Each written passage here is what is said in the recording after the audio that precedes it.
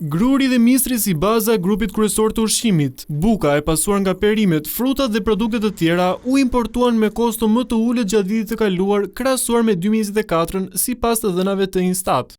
Megjithatë, kjo rënje e kostove nuk u reflektua në çmimet që paguajnë konsumatorët shqiptar. Zhvillimet e fundit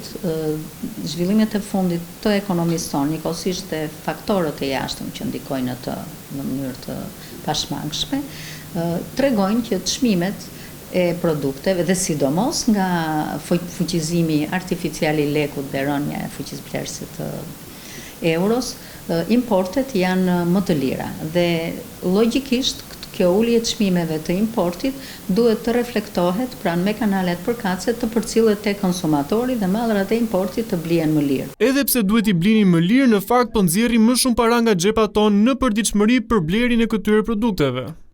Karakteristik të ekonomia jonë, ndryshimi i çmimeve, i luhatjeve të tregut të jashtëm nuk transmetohet në tregun e brendshëm, nuk vjen tek konsumatori.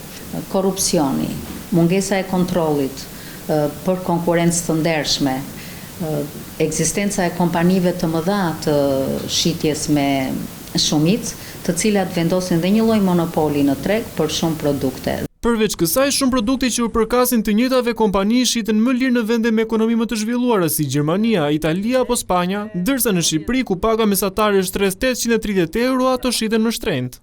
Po të referohemi vendeve të Evropës, vendeve të zhvilluara të Evropës, ne përsëri kemi në ca vende të VSH të lartë, pra taksën e konsumit e kanë të lartë, por për produktet ushqimore që ndikojnë shumë në koston e jetesës dhe që ndihmojnë shumë në uljen e varfërisë dhe rritjen e standardit jetesës, këto shtete ose vendosin të VSH më të ulët, ose e zerojnë për një farë kohe sa të bëhet një lloj balancimi.